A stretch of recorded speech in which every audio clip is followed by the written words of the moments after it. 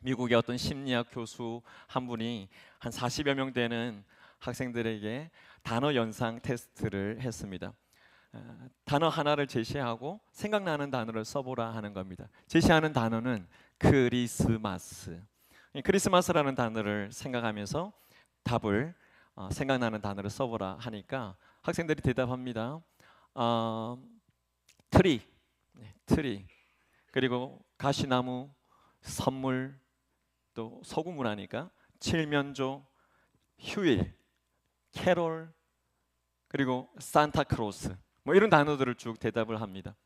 그런데 안타깝게도 예수님, 예수, 뭐 이런 대답을 하는 학생은 아무도 없었다 하는 이야기입니다. 사랑하는 여러분, 오늘 성탄 감사 예배에 우리가 나오셨는데, 여러분, 우리에게 있어서 성탄절은 어떤 의미가 있습니까? 오늘 장로님이 기도하신 것처럼 우리에게 크리스마스는 어떤 크리스마스인가 먼저 우리가 돌아볼 필요가 있을 것 같습니다. 오늘 예배 자리에 나와 있지만 말씀을 들으시면서 성탄절인데 크리스마스인데 내가 이 성탄절에 예수님이 빠진 크리스마스를 보내고 있는 건 아닐까, 다시 돌아보면서 오늘 말씀 앞에 성탄절을 지내실 수 있기를 바랍니다. 여러분, 성탄절의 주인공은 누구입니까? 예수 그리스도입니다. 우리 친구들의 목소리가 들리네요. 예수님 하는 소리가 들렸습니다. 성탄절의 주인공은 예수님입니다. 그래서 성탄의 메시지가 선포되거나 또 우리가 공동체 같이 성탄 축하 발표도 하고 할 때, 드라마를 하거나 연극을 하거나 할 때 항상 주인공은 예수님이죠. 주인공 옆에 등장하는 맛을 내는 분들이 있죠.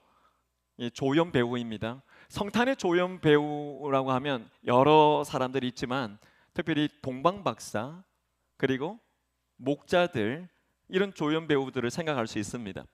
저도 어린 시절에 자라오면서 주일학교 때마다 뭔가를 하긴 했으니까 매년 성탄절에 어떨 때는 헤롯 왕도 해봤고요, 목자도 해봤고요, 어떨 때는 동방박사도 해봤고요, 어떨 때는 요셉, 그렇다고 여성 역할을 하지는 않았습니다.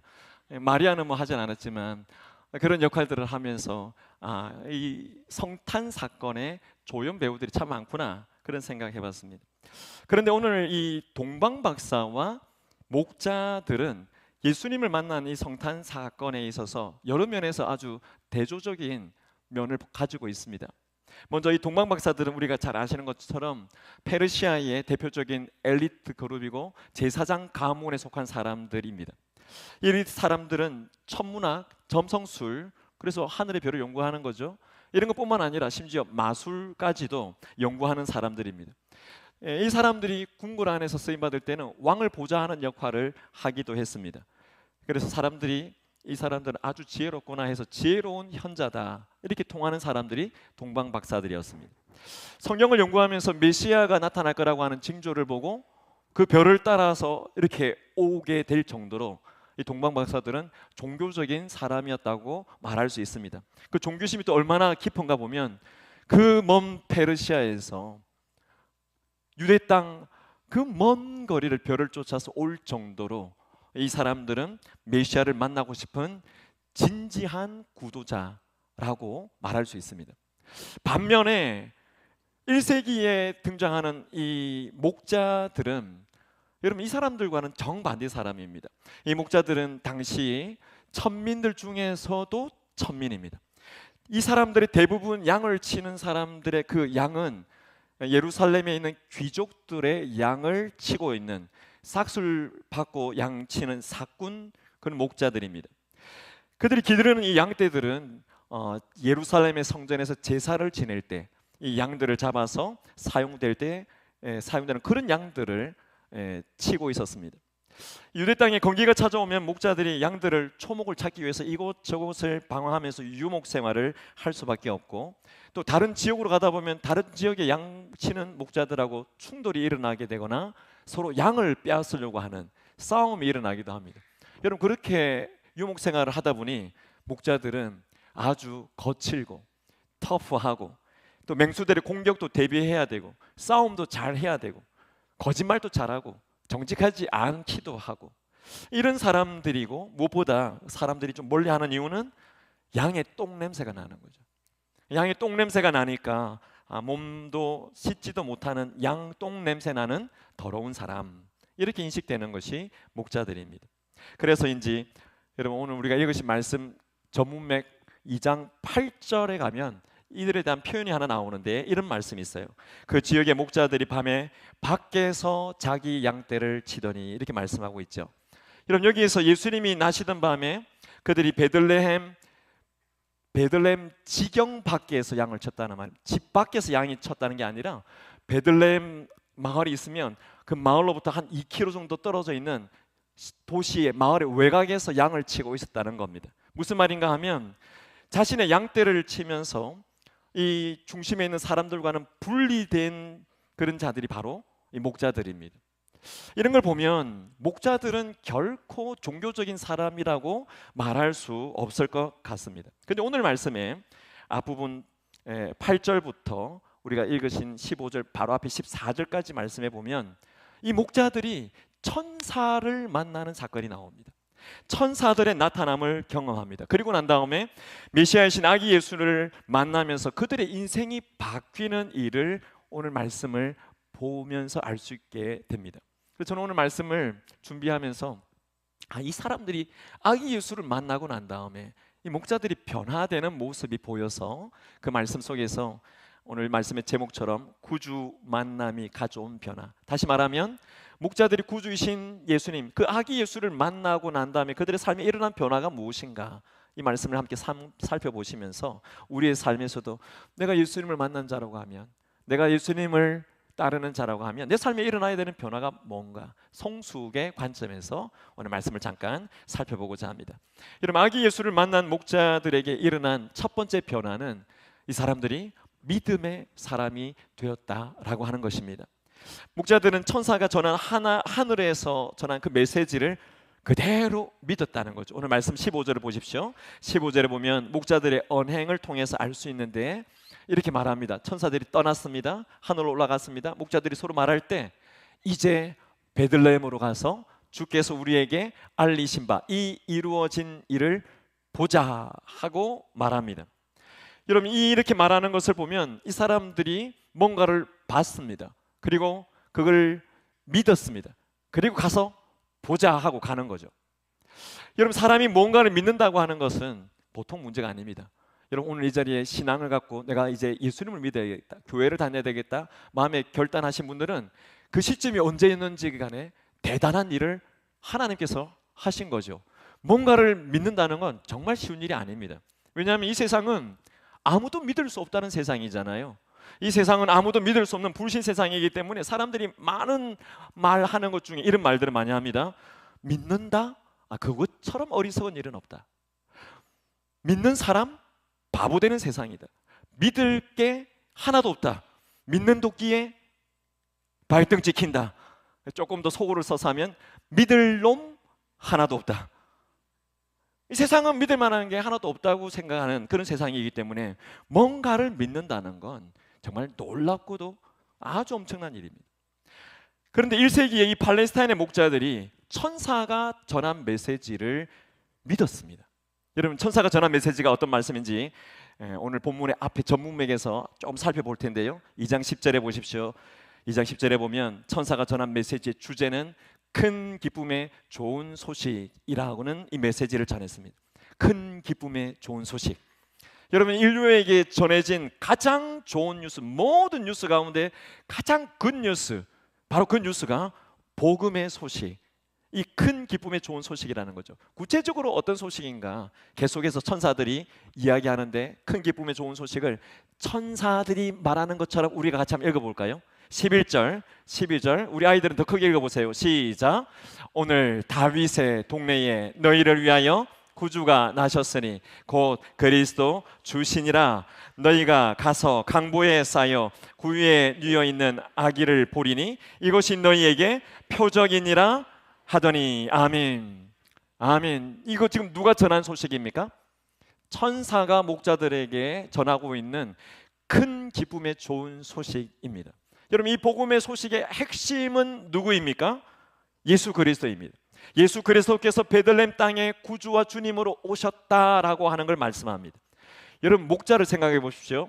목자들은 본래 이런 소식을 받으려고 기다리고 있었던 사람이 아닙니다.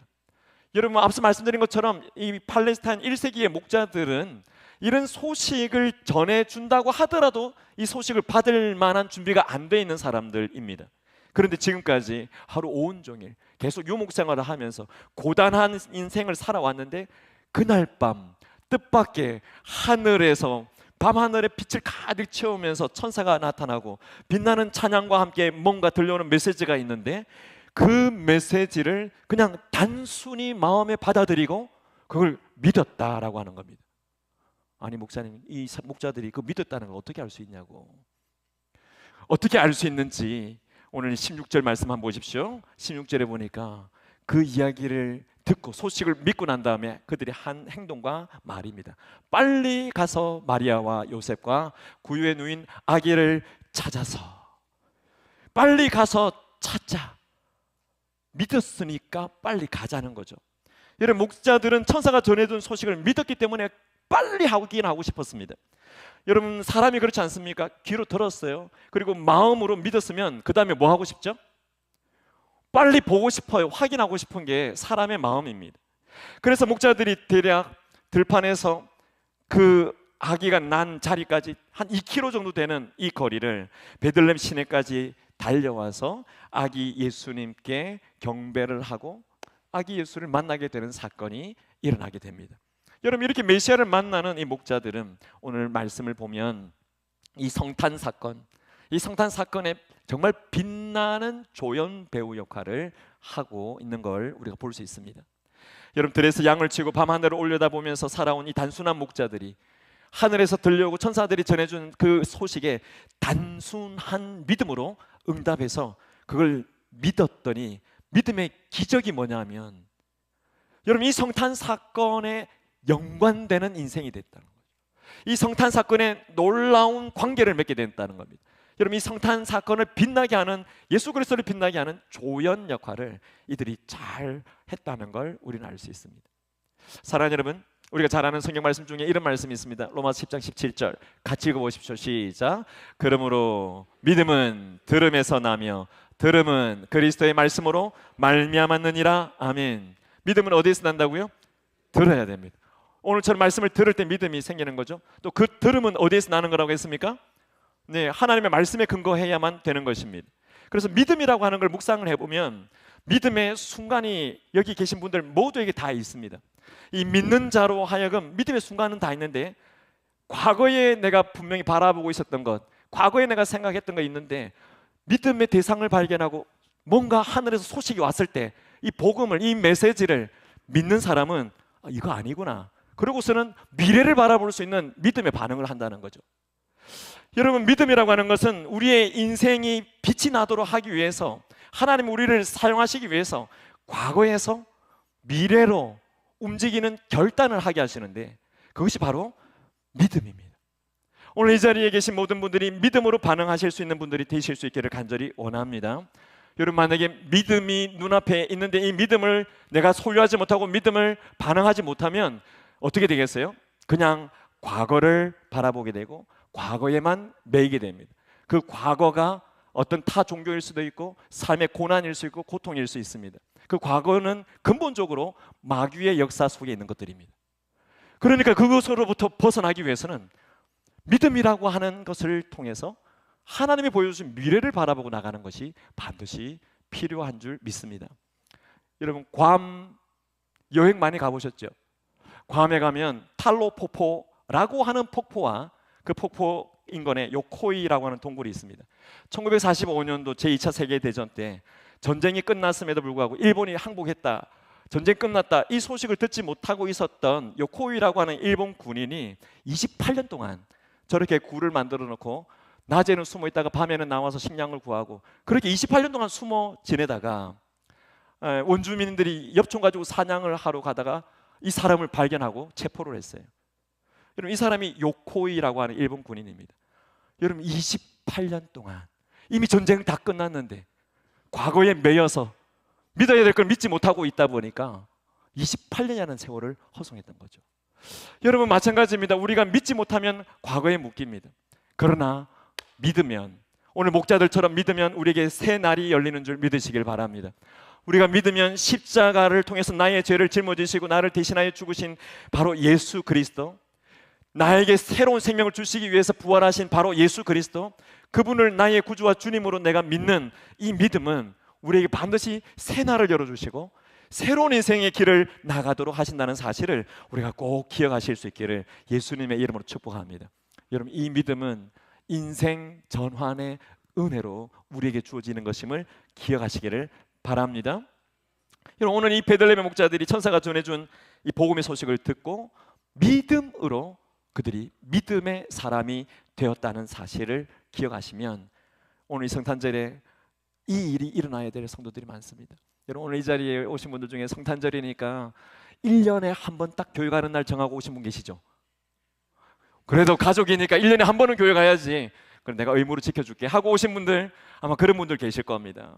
또 어떤 분들은 교회를 계속 예배 생활을 하고 계시지만 이 교회에 오셔도 내가 아직 예수님을 내가 믿진 않아, 영접하진 않았어, 그런 분들이 혹 계실 수 있습니다. 어쩌면 또 신앙생활을 오래 하셨는데 어떤 일로 내가 하나님과의 관계가 좀 멀어져서 신앙생활이 조금 해이해지고 내가 하나님과 교제가 좀 소홀해진 그런 분들이 계실 수 있습니다.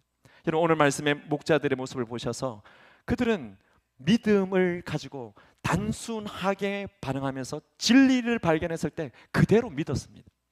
여러분, 이렇게 믿는 믿음의 역사가 우리 가운데 꼭 있게 되기를 바랍니다. 여러분들은 과거의 사람입니까? 여러분들은 미래의 사람입니까?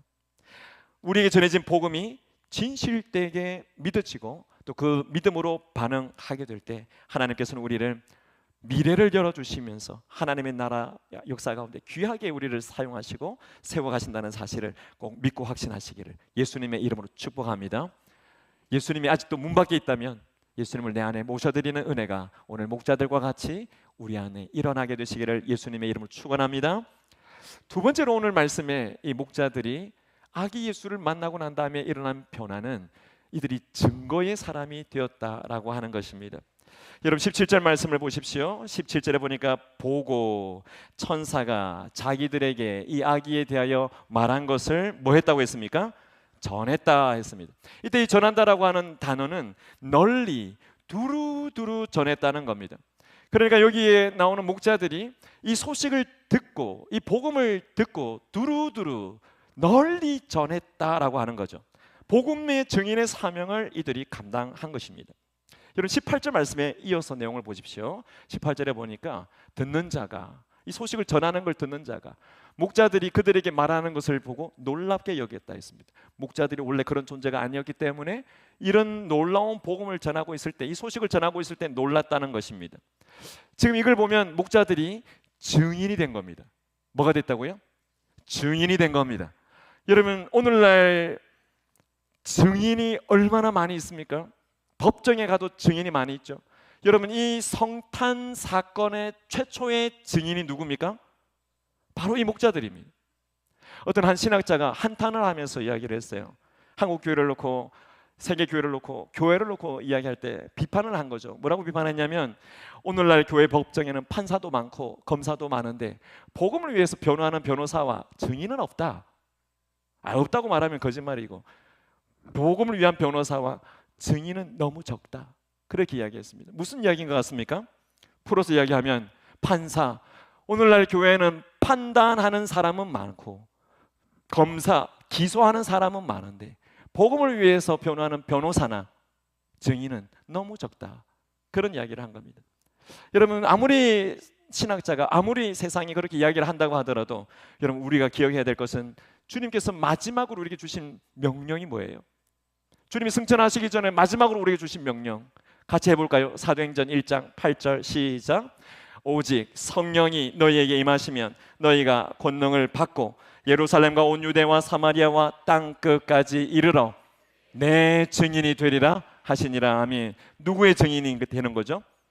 예, 주님의 증인이 되라고 말씀을 하시는 겁니다. 여러분, 증인이 되는 것은 어려운 일입니까? 쉬운 일입니까? 증인이 되는 것은 어떻게 하는 것이 증인이 하는 일입니까? 예, 증인은 말 그대로 보고 들은 것을 그대로 말하면 되는 거잖아요. 증인은 보고 들은 것을 그대로 말하는 것입니다. 예수님이 내게 찾아왔다고 그대로 말하는 것이죠. 예수님이 나를 만나 주셨다고 내가 본 그대로를, 경험한 그대로를 이야기하는 것이 증인이 해야 될 말이고 증인의 삶인 것이죠. 그래서 그대로 주님을 내가 만난 걸 증언하는 것, 증인입니다. 여러분, 지난 한 해, 이제 한 해가 다 지나가는데 2025년을 살아오시면서 내 인생에 아마 큰 위기들을 겪었을지도 모르겠습니다. 그럴 때 여러분 감사하지 않나요? 나의 삶에 주님이 함께 계셨다는 게 느껴졌을 때, 내가 교회라는 걸 알게 됐고, 소원교회라는 걸 알게 됐고, 소원교회 안에 사랑방을 알게 되고, 순장님을 알게 되고, 순원들을 알게 되고, 또 이런 찬양대 사역 공동체, 기타 사역 공동체, 또 훈련 공동체, 그 속에 있으면서 많은 사람들이 내 어려움과 위기를 그냥 간과하지 않고 격려해주고 나와 함께 기도해 주었을 때, 아, 주님이 나와 함께 하셨다는 걸 전 느꼈어요. 이걸 말하는 게 뭡니까? 증거하는 거죠. 이렇게 말하고 있으면 증인입니다. 여러분, 지난 한 해 동안 정말 많은 기도 제목들을 저희가 받았어요. 건강의 위기, 생명의 위기를 겪는 분들, 뭐 건강의 위기 중에 가장 무서운 게 암이잖아요. 암이라고 하는 이 무서운 놈을 만나가지고 어떻게 해야 될지 모를 때 그냥 교회 기도 제목 주시고, 또 기도하는 많은 사람들이 기도의 도움을 받으면서 치료를 받았는데, 감사하게도 내게 알 수 없는 힘이 역사하고 내게 주시는 은혜가 있어서 모든 치료를 내가 다 감당하고 그렇게 다시 이렇게 건강을 회복했을 때, 야, 이건 내 힘이 아니구나, 이건 그냥 세상의 의술만으로 된 게 아니구나, 그러면서 내 안에 분명히 누군가가 역사하셨고, 그 누군가가 누군지를 아는 분들은 예수님이 나를 고치셨다고, 하나님이 나를 고치셨다고 말하는 것, 이게 뭡니까? 증인이죠. 증거하는 겁니다. 여러분, 대학 진학하시는 일, 인생 결혼하시는 일, 자녀 출산하시는 일, 사업의 위기를 만나서 이 사업의 위기를 극복해가는 일, 그 모든 문제도 다 소중한 거지만 정말 중요한 하나님의 말씀이 내 안에 들어와서 진리가 깨달아지고, 진리가 깨달아져서 내가 주님을 위해서 살아가야 될 사람이라고, 내가 나를 부인하면서 내 삶의 주인은 주님이시라고 고백할 수 있는, 여러분, 이런 고백이 나누어질 때 증인은 제대로 증거를 한 것입니다. 옆에 계신 분에게 한번 물어봐 주세요. 올해 한 해 동안 증인의 삶을 잘 사셨습니까? 시작. 올해 한 해 동안 증인의 삶을 잘 사셨습니까? 감사합니다. 여러분, 우리는 증인입니다. 여러분, 오늘 목자들이 증인의 삶을 그렇게 산 것처럼 우리도 증인의 삶을 살아가는 것이 필요합니다. 여러분, 구약 성경에 보면 사마리아 성 안에 워낙 기근과 굶주림이 많아서 사람들이 다 이 성 밖을 나가고 없을 때, 병자 한센시 병자들이 굶주림 속에서 저 성에 한번 들어가 보자 하고 들어갔는데 보니까 사람은 아무도 없고 먹을 것만 진수성찬으로 막 있는 겁니다. 그들이 막 먹고 마시면서 이걸 가지고 고민하다가 그들이 한 선언이 뭔가 하면, 그 선언이 열왕기하 7장 9절이에요. 한번 보십시오. 같이 읽어보시겠어요? 시작. 오늘은 아름다운 소식이 있는 날이거늘 우리가 침묵하고 있다. 만일 맑은 아침까지 기다리면 벌이 우리에게 미칠지니 이제 떠나 왕궁에 가서 뭐 하자고요? 알리자. 지금 다 굶어 죽고 가고 있는데 우리만 이거 먹고 있으면 안 된다. 그리고서는 이 성 밖으로 나가서 다른 사람들에게 알리자. 알리는 게 뭐 하는 겁니까? 증거하는 겁니다. 여러분, 사도 바울도 평생 증거하는 삶을 살았습니다. 그가 증거하는 삶을 살면서 그의 인생의 마지막에 뭐라고 이야기했냐면 이렇게 이야기했어요. 고린도서 9장 16절에 만일 복음을 전하지 아니하면 내게 뭐가 있다고요? 화가 있을 것이다. 평생 복음을 전했는데 이 복음 전하는 것이, 증거의 사명 감당하는 것이 얼마나 중요한지 이렇게 말하는 것입니다. 오늘 이 자리에 계신 모든 우리 어린아이로부터 시작해서 우리 모든 자녀들과 모든 성도님들이 내 인생을 통해서 하나님이 증거되는 귀한 역사가 일어나기를 축복합니다. 지금까지도 증거가 되었지만 계속해서 우리를 사용하시는 은혜가 있기를 바랍니다. 여러분, 1912년 4월 14일이 무슨 날인지 아십니까? 1912년 4월 10일 전도자 하퍼라고 하는 목사님이 스코틀랜드에서 미국으로 가는 배를 탔습니다. 시카고에 있는 무디 교회에서 이 하퍼 목사님에게 와서 3개월 동안 설교 사역을 좀 해주십시오 하고 초청을 했습니다. 이 초청을 하고 배를 타고 대서양을 건너가는데 하필 이때 탄 배가 1912년 4월 14일 날 침몰한 타이타닉호였습니다. 여러분, 이 배가 침몰하기 전에 이 하프 목사님은 6살 난 딸이 있었고 여동생과 같이 여행을 했는데 6살 난 딸이 있기 때문에 이 딸을 구명정에 먼저 태울 수 있고 그 딸의 보호자로서 이 배를 같이 탈 수 있었어요. 구명정에 타서 살 수도 있었는데 구명정에 딸을 태우고 여동생을 태우고 자신도 태우려고 하는데 이 타이타닉호에서 죽어가는 사람들이 막 소리를 지는 사람들이 비명소리를 듣고 내가 이 배를 타고 그냥 갈 수가 없다. 그러고서는 구명정에서 다시 타이타닉호로 배를 갈아탔다고 합니다. 그리고 그 차가운 바다에 그냥 빠져서 죽었죠. 여러분, 하프 목사님이 배가 침몰하기 전에 어떻게 했는가? 사람들의 증언이 있었습니다. 그가 배를 이곳저곳을 돌아다니면서 모든 사람들에게 죽음의 순간에 예수님을 영접하셔야 된다고, 죽음의 이 순간에 예수님을 영접하라고, 구원을 받으라고 그렇게 외쳤습니다. 한 승객에게는 자기가 입고 있는 구명정을, 이건 나보다 당신이 더 필요하겠다 그러면서 조끼를 양보해 주기도 했습니다. 그리고 이 배는 두동강 나서 그 차가운 바다 속으로 들어갔는데 그의 나이가 39살이었습니다. 여러분, 참사가 일어난 4년 뒤에 이 타이타닉호 생존자들이 모였습니다. 생존자 모임에서 하프 목사님의 이야기가 나왔어요. 이 하프 목사님의 이야기를 내가 그 목사님을 압니다 하고 한 남성이 일어서서 이야기를 하는데 이 생존 남성이 하는 말이 하프 목사님이 마지막으로 전도한 사람이 접니다. 저를 전도하고 난 다음에 물에 빠져 돌아가셨다는 거죠. 사랑하는 여러분, 이 하프 목사님처럼 우리의 삶을 다해서 복음을 전할 수 있다면 그보다 영광스러운 일은 없을 거라고 믿습니다. 여러분, 우리가 어떻게 이 복음을 전하는 증거의 사람, 증거의 사명 감당할 수 있겠는가 고민되시죠?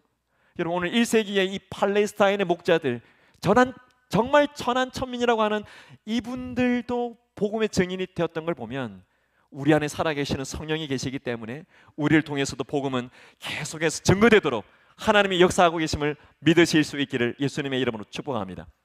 마지막 오늘 말씀에 아기 예수님을 만난 목자들에게 일어난 변화는 찬양의 사람이 되었다라고 하는 것입니다.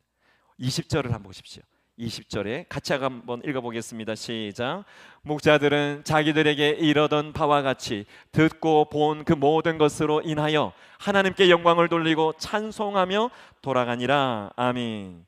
여러분, 아기 메시아를 만난 이 목자들이 첫 번째는 뭐가 됐다고 그랬죠? 믿음의 사람이 되었다고 했습니다. 믿음의 사람이 되고 나니까 두 번째는 뭐가 됐다고 했습니까? 복음을 증거하는 사람이 되었습니다. 그렇게 믿음의 사람이 되고 복음을 증거하다 보니 자연스럽게 하나님이 영광을 받으시고 하나님께 찬양이 되는 삶을 이 사람이 살게 된 것이죠. 여러분, 이 목자의 삶이 오늘 이 누가복음 2장 이후에 어떻게 살아갔는지 여러분 아십니까? 성경은 기록하고 있지 않기 때문에 목자들이 어떻게 살았는지 우리는 정확하게 알 수 없습니다. 그러나 오늘날 목자라고 하는 이 단어를 생각해 보면 그들이 어떻게 살았을까 얼마든지 거룩하게 상상해 볼 수 있습니다. 여러분, 과거에 제가 서론에 말씀드렸던 목자는 천한 사람, 냄새 나는 존재, 사람들과 분리되어 있는 그런 존재였는데 오늘날 목자는 그렇습니까? 교회사의 역사에 보면 목사를 부를 때 목자라고 부릅니다.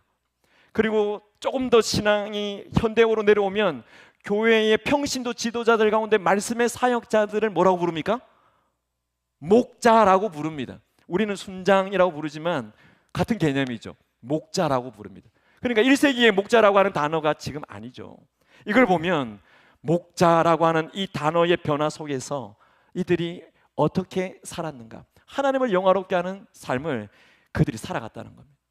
사랑하는 여러분, 그럼 이 목자들이 오늘 이 아기 예수를 만나고 난 다음에 목자라고 하는 단어가 교회사에서, 한국 교회에서 귀한 단어로 사용될 만큼 이들이 이 냄새 나는 직업을 버리고 다른 직업을 선택했을까요? 그렇지 않았을 겁니다. 성경은 정확하게 말하고 있지는 않지만 이들이 하나님 앞에 영광을 돌리면서 그들에게 주신 일을 철저히 했을 거라는 생각을 우리는 할 수 있습니다. 여러분, 여기에도 중요한 교훈이 있습니다. 아무리 우리가 비천하다고 느껴질 만한 일을 한다 하더라도 하나님 앞에서는 직업의 귀천도 없을 뿐더러 하나님께서 우리에게 사명을 주셨을 때는 모든 것을 통하여 영광을 받으신다는 사실을 꼭 기억하시기를 바랍니다. 여러분, 예수님을 만났다고 나도 예수님 만났기 때문에 직업을 바꿔야 되느냐? 그렇지 않습니다. 하지만 바꿔야 될 것이 있습니다. 내가 직업은 안 바꾸더라도 내가 예수님을 만났기 때문에 예수님을 만난 사람으로서 직업에 대한 관점은 바꿔야 됩니다. 내가 어떤 일을 하든지 직업에 대한 관점을 바꿀 때 목자를 통해서 영광을 받으신 것처럼 내 삶을 통해서 영광을 받으실 수 있습니다. 어린 자녀들이 있으니까 어린 자녀들의 관점으로 이야기를 한다면, 내가 예수님을 만났다고 한다면, 내가 예수님을 영접했다고 한다면 왜 공부해야 되는지, 왜 학교 가야 되는지, 왜 취업해야 되는지, 왜 결혼해야 되는지, 왜 세상 가운데 빛이 되고 소금이 돼야 되는지 예수님을 만났기 때문에 그 이유를 알아야 된다는 거죠. 여러분, 여기 베들레헴의 목자들은 더 이상 생존을 위해서 삭을 받고 목양하는 그런 목자가 아니었을 거라고 생각합니다. 그들이 기르는 이 양들이 예루살렘 성전에 제물로 올려드리는 것을 알고 있기 때문에 주님을 만나고 난 다음에는 내가 치는 이 양이 제물로 하나님 앞에 올려드리지는 귀한 것이구나, 그렇게 생각하면서 그들의 삶에 다른 사람들은 계속해서 비천하다고 말하지만 자기 일을 비천하게 여기지 않고 하나님이 영광이 되는 삶을 거룩한 소명으로 살았다 봐집니다. 사랑하는 여러분, 오늘 우리가 하나님 앞에 살아갔을 때 여러분, 어떤 일을 하고 계셔도, 하나님께서 어떤 일을 맡기셨어도 하나님의 거룩한 소명이 내게 맡기신 그 일에 분명히 있음을 확신하시기를 예수님의 이름으로 축복합니다. 여러분, 종교개혁자 마틴 루터가 이런 글을 남겼습니다. 하나님이 보시기에는 들에서 하는 목자 일이나 노동이나 수도사나 사제의 일이나, 괄호 열고 목사도 마찬가지, 목사로 가면 더 이해가 편하겠죠? 조금 더 다르지 않는 거룩한 직이다. 하나님이 맡기셨다면 다 거룩한 것입니다. 루터가 결혼 생활에 대해서 이야기할 때 이런 이야기도 했어요. 남자분들이 한번 읽어볼래요? 시작.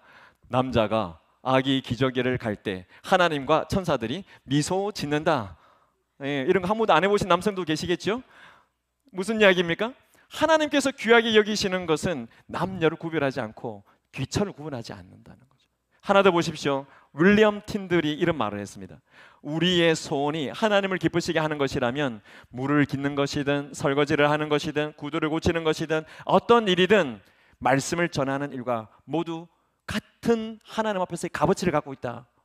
여러분, 뭘 이야기하는 겁니까? 소명을 이야기하는 겁니다. 하나님이 나를 부르셔서 내게 이 일을 맡겨주셨다면 이 일은 내 삶의 변혁을 일으킬 수 있는 일이기 때문에 평범한 일, 비천해 보이는 일일지라도 하나님은 이미 거룩함의 광채를 거기에 비춰주셨다는 겁니다. 여러분, 목자들이 정말 비천한 일을 하고 있지만 주님을 만나고 난다면 그들이 하는 일이 비천한 일이 아니라 거룩함의 광채가 비추어서 예루살렘 성전에 제물로 올려드리지는 이 양을 내가 치고 있노라고, 내 삶을 그렇게 드리는 것이 여기에 보인다는 것이죠. 사랑하는 성도 여러분, 우리의 삶에서도 하나님 앞에 이 목자들이 겪었던 변화와 같이 우리의 삶의 모든 걸 하나님 앞에 영광되게 올려드릴 수 있는 그런 진실된 삶, 또 주님을 만났기 때문에 변화를 갖는 삶 되실 수 있기를 예수님의 이름으로 축복합니다. 여러분, 제가 한번 이야기한 것 같은데요, 퀴즈. 핸델의 메시아라고 하는 이 곡을 우리가 잘 알잖아요. 핸델이 메시아를 작곡을 하고 난 다음에 그 악보의 제일 마지막에다가 SDG라고 하는 글자를 썼어요. SDG 무슨 뜻일까요? 감사합니다. SDG는 S, 솔리, D는 데오, G는 글로리아, 하나님께 영광을. 그래서 그 대곡을 쓰고 난 다음에 SDG를 써놓고 이 곡은 오직 하나님께만 영광이 되기를 원한다는 그 사인을 남겨놨습니다. 여러분, 손바닥에 지금 한번 써보십시오. SDG. 여러분 손바닥에 썼기 때문에 이미 블렌딩 되는 겁니다. 낙인이 찍힌 겁니다. 나는 하나님의 영광을 위하여 살아가야 될 사람이라고. 유준이도. 한결이는 어디 갔어요? 한결이도. 하나님의 영광을 위하여 살아가는 귀한 은혜가 우리 모두에게 있게 되시기를 예수님의 이름으로 축복합니다. 우리 가슴에 손을 한번 얹고 기도하겠습니다. 오늘 주님을 만난 목자와 같이 우리가 예수 그리스도를 구주와 주님으로 온전히 모셔드렸을 때 제대로 예수님을 믿는 믿음의 사람 되게 하시기를 원하고, 또 하나님 앞에서 증인의 사명, 증거의 사명을 남은 생을 다해서 감당할 수 있는 자 되시기를 축복하고, 또 하나님 앞에 SDG, Soli Deo Gloria, 오직 하나님께만 영광이 되는 그 삶을 우리가 살아갈 수 있게 되기를 간절히 원합니다.